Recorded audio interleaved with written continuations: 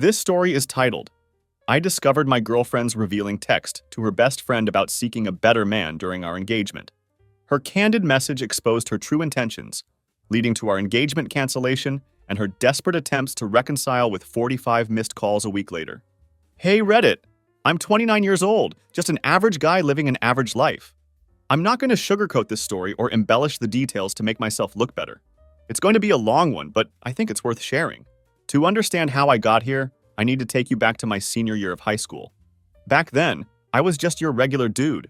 Not popular, not a loser, just existing in that middle zone where most of us spend our teenage years.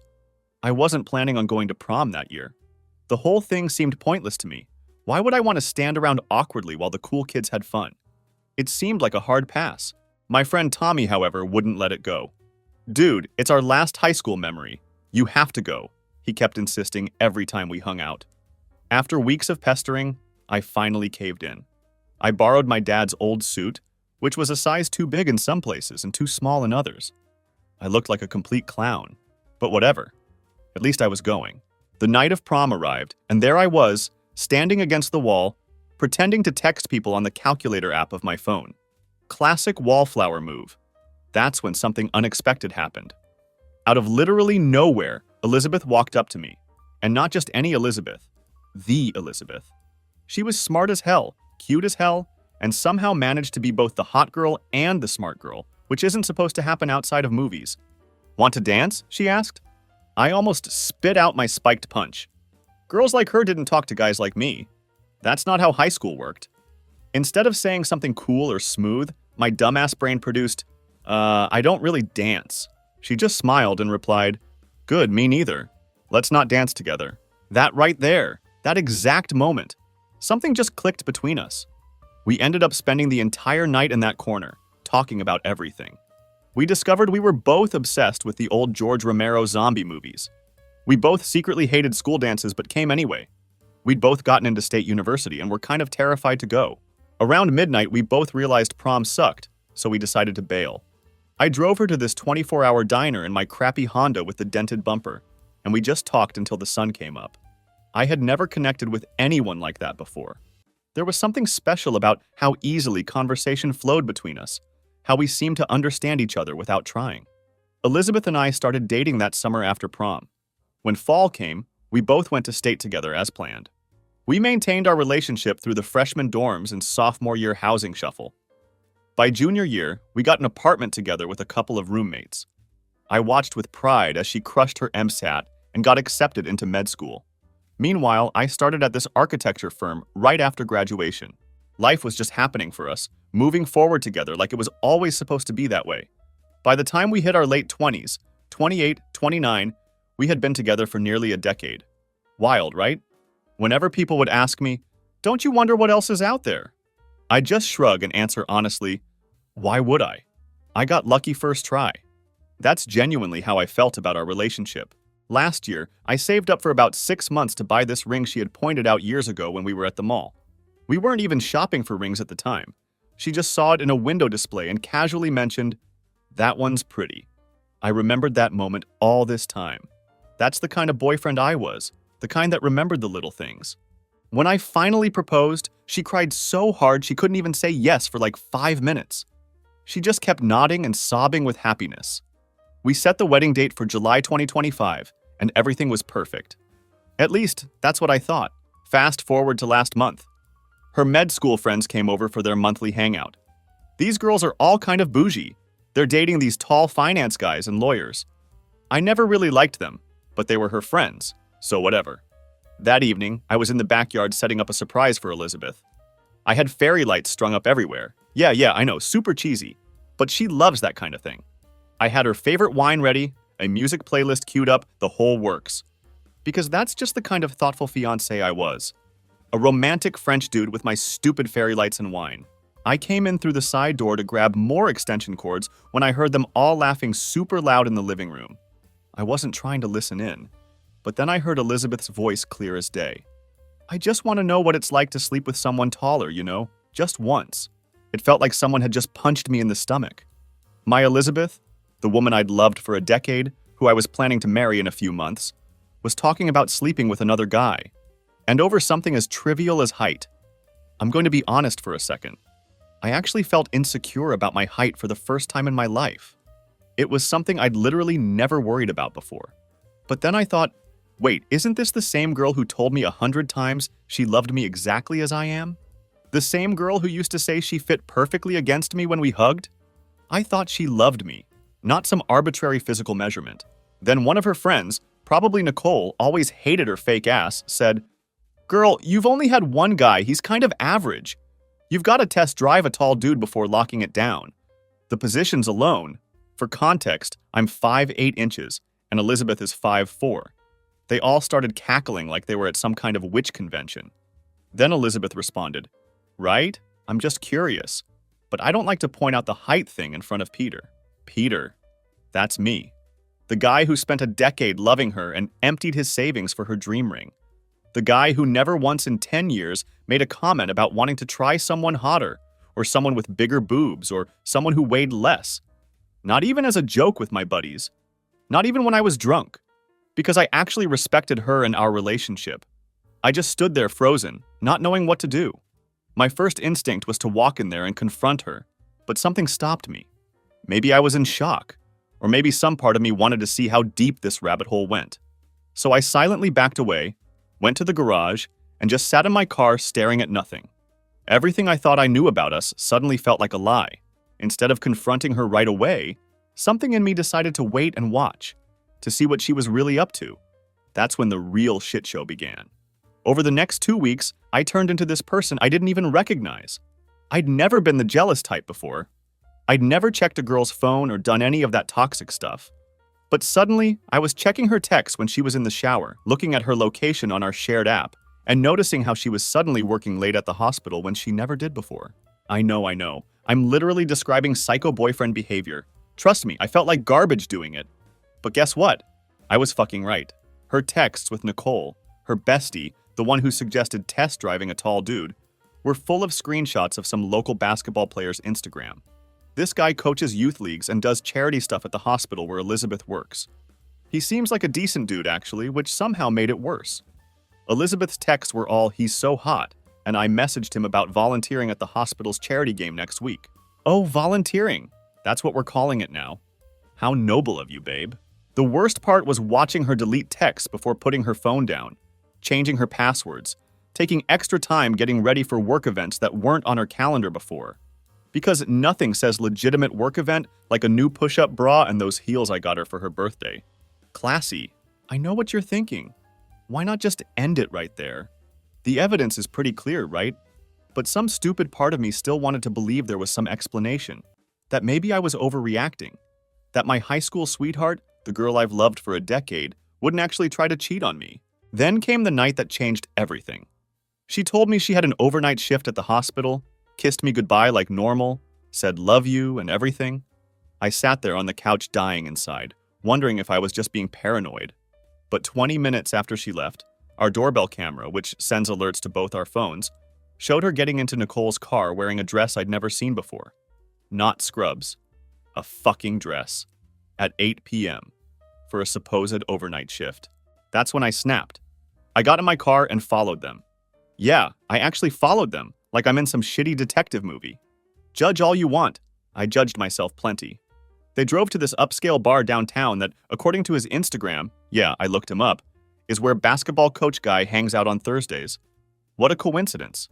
I sat in my car across the street for almost an hour, watching the bar entrance like some stalker. I saw Nicole leave with some guy, not the basketball coach. Elizabeth stayed inside. Part of me wanted to go in there, confront her, make a scene. But what would that accomplish? So I just drove home, grabbed some clothes, and went to my brother's place. I told him I needed to crash for a night, but didn't explain why. I couldn't even say the words out loud yet.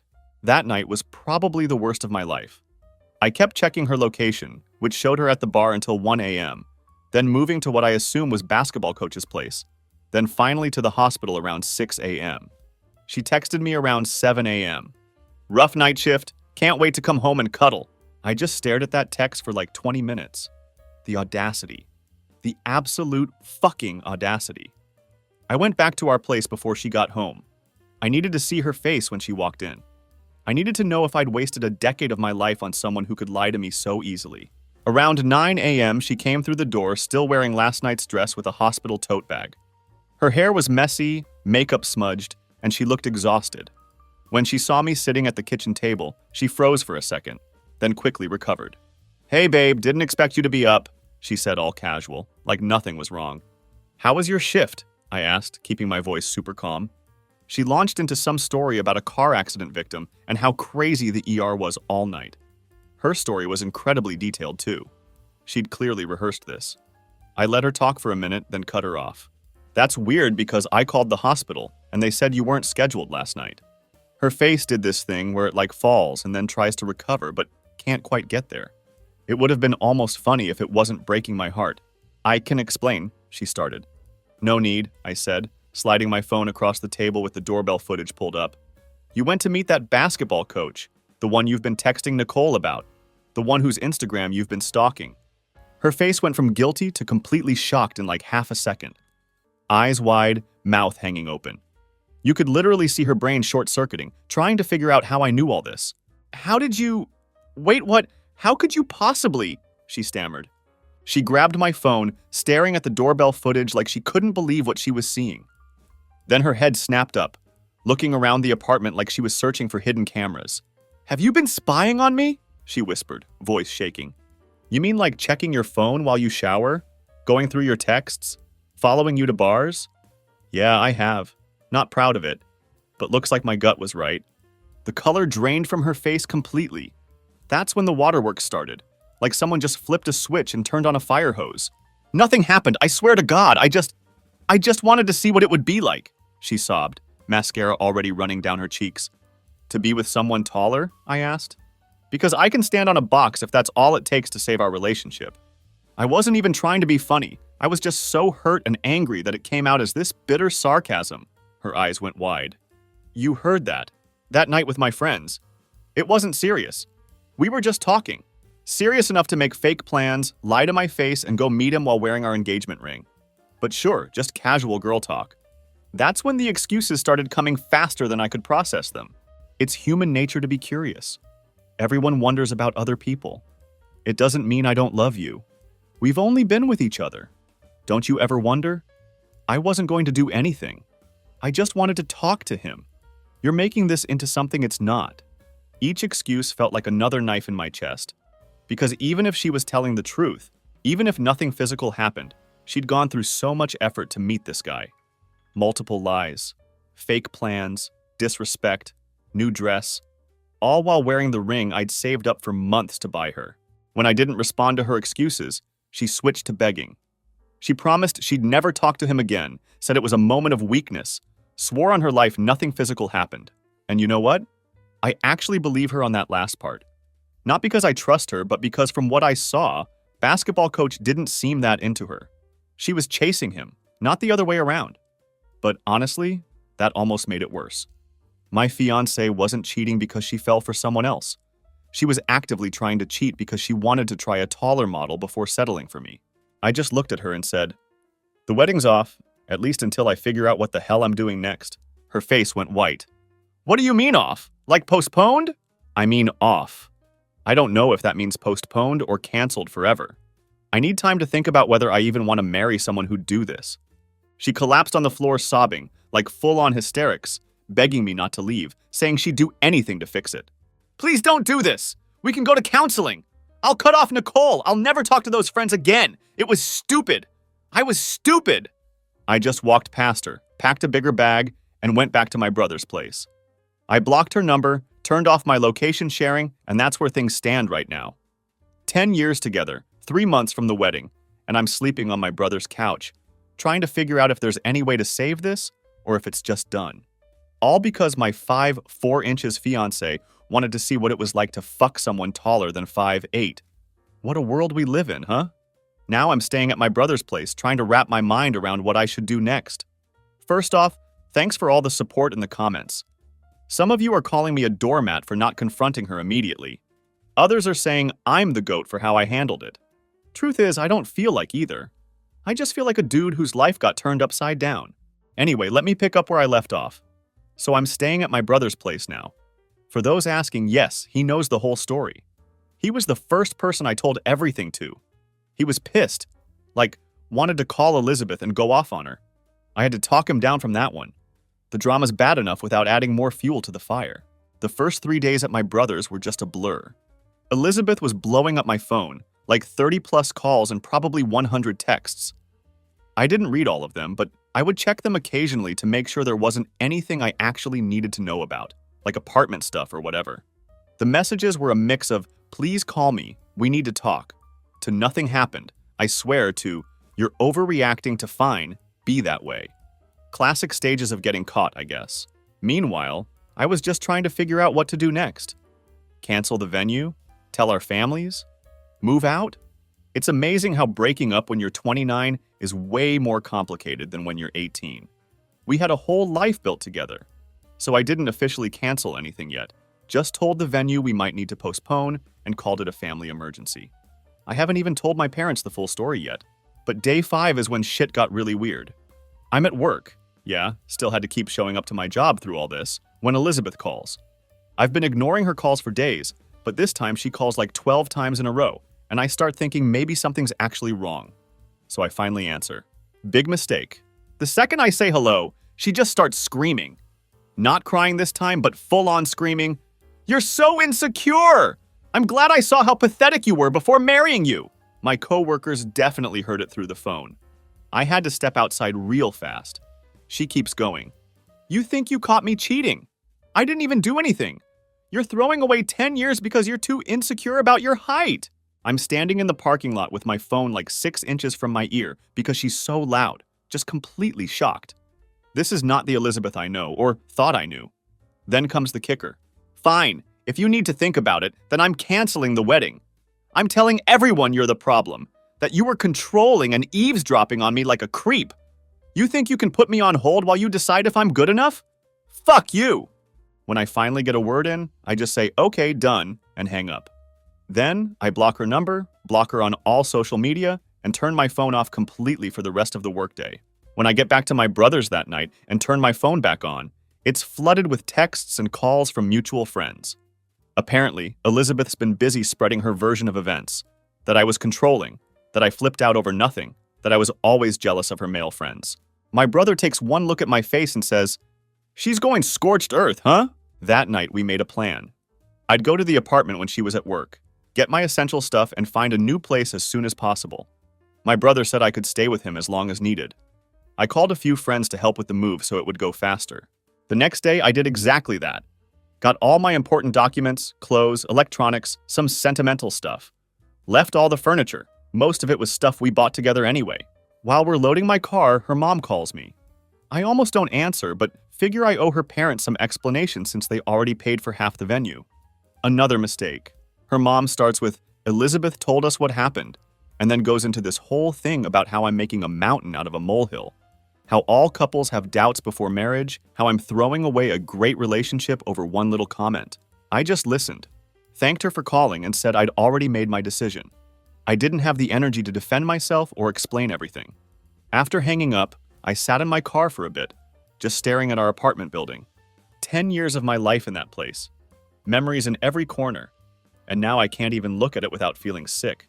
The next few days were a blur of apartment hunting, canceling wedding stuff, and dodging calls from mutual friends. Some friends took her side immediately, believing whatever story she told them. Others reached out to get my version. A few just stayed out of it completely. Then one random day, I remember because it was a Saturday, and I was helping my brother clean his gutters, thrilling weekend activities when your life falls apart. I got a text from Nicole's boyfriend, Dave. Now, Dave and I were never close. He's one of those finance bros who talks about crypto way too much.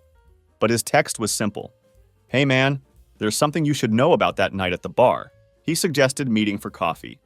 I met him at this cafe near my brother's place. When I got there, he sat down and just jumped right in.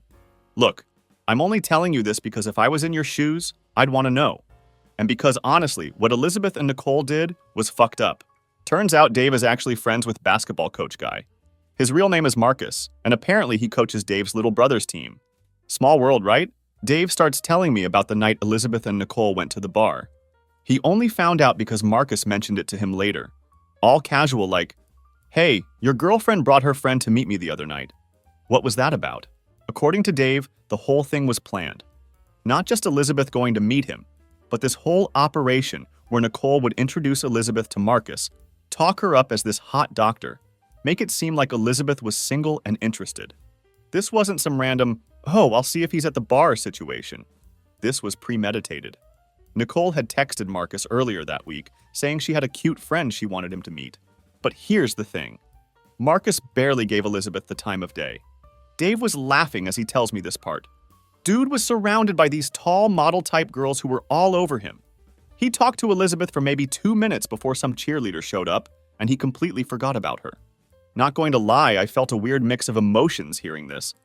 Like, I'm still hurt and angry, but there's also this tiny bit of satisfaction knowing her plan failed spectacularly. Dave keeps going, telling me Marcus didn't even remember Elizabeth until Dave mentioned the short doctor girl later. Then Marcus was like, oh yeah, her. Seemed nice, but not my type. I asked Dave why he was telling me all this. He shrugged and said, I don't like cheaters. And look, I know Nicole can be a bitch sometimes, but she crossed a line helping Elizabeth do this. I'm rethinking my relationship too. We ended up having dinner, talking about random stuff, and I realized Dave's actually not as bad as I thought. Still a crypto bro, but at least he has some kind of moral code. That night, I went back to my brothers feeling weirdly better. Like at least now I knew the full story. My fiancée didn't just make a mistake or have a moment of weakness.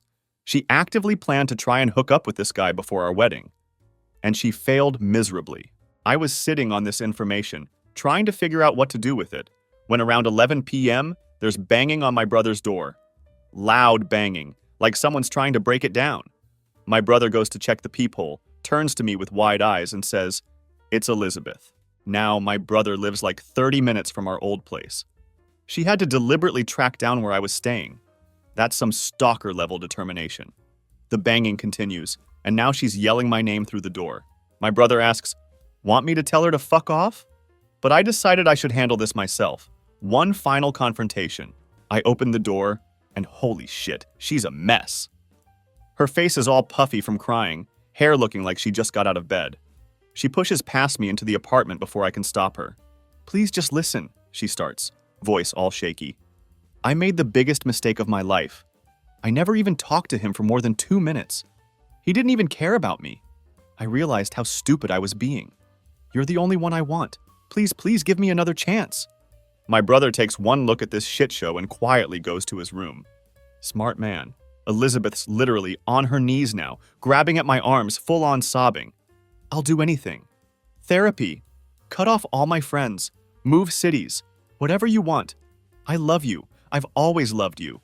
I was stupid to cancel the wedding. I was just angry and hurt that you didn't believe me. Please, we can still fix this. We can call the venue. Tell them it was a mistake. I looked down at her, this pathetic puddle of tears on my brother's floor, and felt absolutely nothing. Like nada. The Elizabeth I loved turns out she was just a character I made up in my head. This sobbing mess in front of me is just some random side character who somehow convinced herself she was the protagonist in our story. Here's the deal, Elizabeth, I said. You flushed 10 years down the toilet because you wanted to test drive a taller model before settling for the economy version. That's me, by the way, at a whopping 5'8". That's not love. That's the kind of stupidity they should study in labs. But I didn't even do anything, she wails, like that's somehow the golden ticket back to redemption. Yeah, and only because Mr. 6' whatever didn't even want you. Guess your height requirements only work one way, huh? Boom! Nuclear strike. She physically recoils like I'd just grown 6 inches taller and was now looking down at her with disgust. How could you possibly know? She whispers. Dave told me everything, shorty. The whole pathetic plan you and Nicole cooked up. How basketball Marcus doesn't even remember talking to you.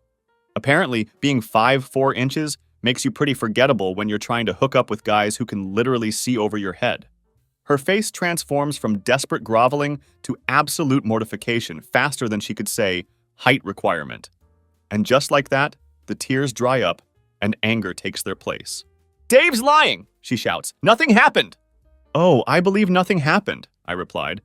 But not because of your moral compass, sweetheart. Nothing happened because Marcus wasn't interested in your fun-sized package. That's so much worse, Elizabeth tries again, voice getting higher with desperation. My friends kept pushing me. I made a mistake. I actually laughed out loud. The mistake wasn't going to the bar, Elizabeth. The mistake was planning to cheat on the only guy who ever thought your height was perfect. The mistake was lying to my face with the same mouth that told your friends you needed to sleep with someone taller just once. The mistake was calling me pathetic when you're the one who got rejected by basketball boy. So congrats, you've hit the mistake jackpot. No comeback. Just more crying. At this point, even I'm getting secondhand embarrassment for her short-sighted life choices. I walked to the door and held it open. Go home, Elizabeth. It's over. Maybe try platform shoes next time. Yeah, it was savage, but after everything, I figured I deserved to stand tall with one final shot. She stands up, still sniffling, and stops right in front of me. I'm going to regret this for the rest of my life, she whispers, having to look up at me like she always has. I nod. Me too. But I would have regretted marrying someone who measures love in inches a whole lot more. She leaves. My brother comes out of his room holding a soda. Dude, that was brutal. I take the soda. Not as brutal as what I almost signed up for. For the first time in weeks, I feel something other than betrayal. Peace. And to the guy who messaged me calling me stupid for not seeing the red flag sooner. Cool story, bro. When you've been with someone since you were 17, it's kind of hard to see the forest for the clowns. Final update. Hey again, folks. Well, I thought Elizabeth showing up at my brother's place sobbing would be the end of it, but I was wrong. 2 days after the doorstep meltdown, I'm at work trying to focus on this project that's already behind schedule. Turns out having your entire life imploded isn't great for productivity. Who knew? That's when I get a text from Elizabeth's dad asking me to come over for dinner. Just me, not Elizabeth. The text says, "We need to talk about what's happening. Elizabeth won't be here, just us adults sorting this out. 7 p.m. tonight." Now, I've always liked Elizabeth's parents. Her dad's this straight-shooting contractor type who taught me how to change my own oil and fix a leaky faucet.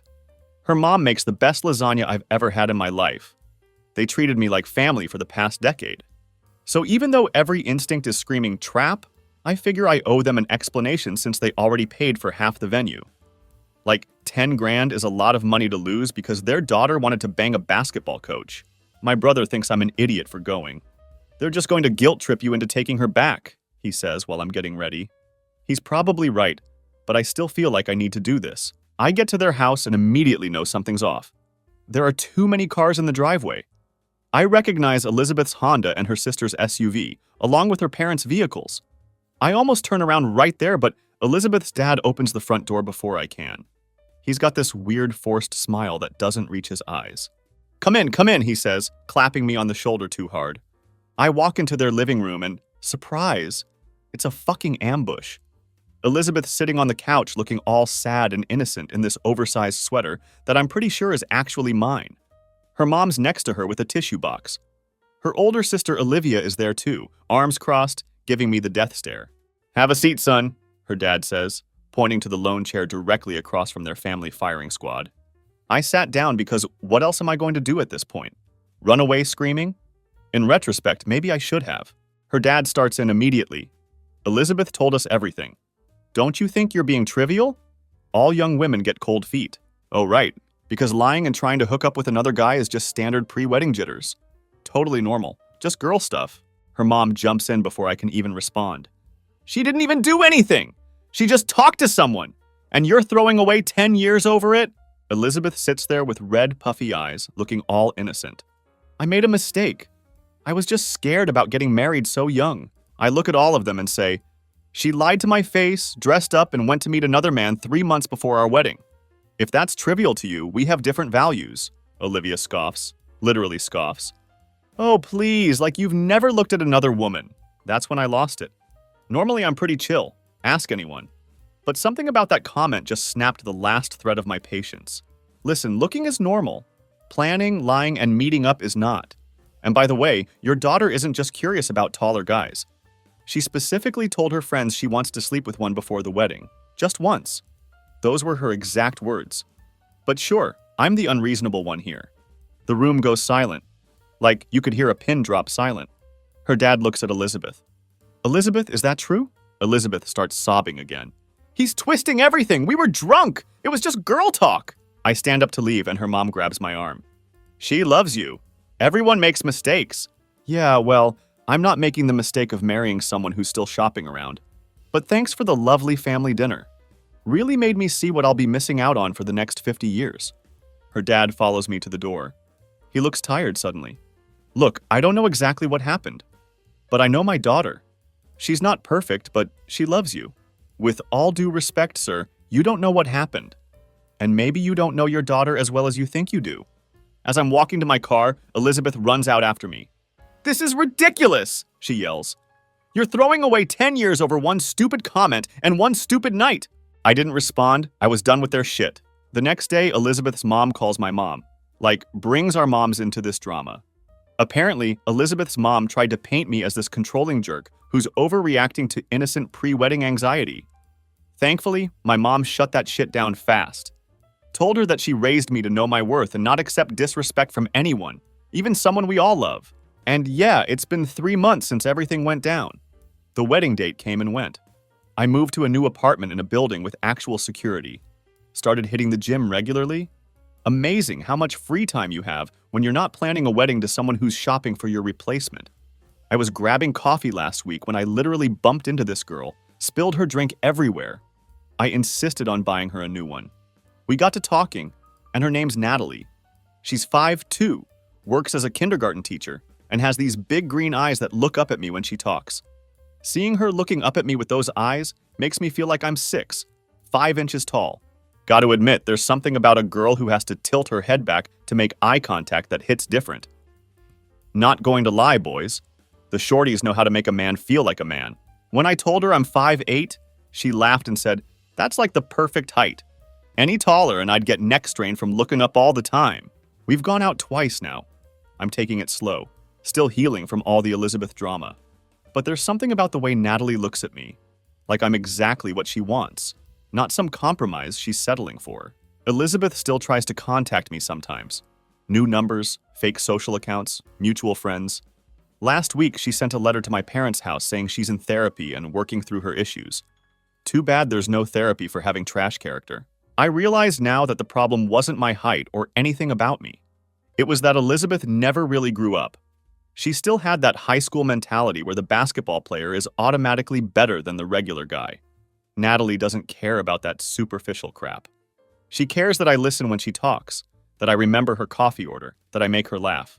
Sometimes I think about how close I came to marrying someone who saw me as the safe option while she secretly wanted something else. All those wasted years. But then, Natalie texts me something funny or sends a selfie where she's clearly standing on her tiptoes to look taller, and I think maybe everything worked out exactly the way it was supposed to. For any guys reading this who are worried about not being tall enough, here's some sage advice from a dude who survived the height wars. The right woman won't measure your worth with a fucking tape measure. While my ex was busy fantasizing about NBA players, my new girl is too busy appreciating the fact that I actually listen when she talks and don't treat her like a backup plan. Shocking concept, I know. Turns out having a personality and treating women with respect goes further than being able to reach the top shelf without a step stool. Who would have thought? So maybe stop obsessing over those extra inches you wish you had and work on not being a complete dick instead. Trust me, it's a better investment strategy than elevator shoes. Plus, don't go too hard on those gym gains either, lol. And Elizabeth. Last I heard, basketball coach Marcus is dating some 6FD model now. Guess being 5'4" inches wasn't quite what he was looking for either. Karma's a bitch. For those asking for an update on Natalie, we're taking things slow, but it's going well.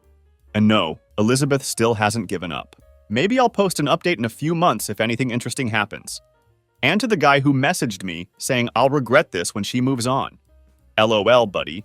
She already tried to move on and came crawling back. And I'm good, living my life to the fullest.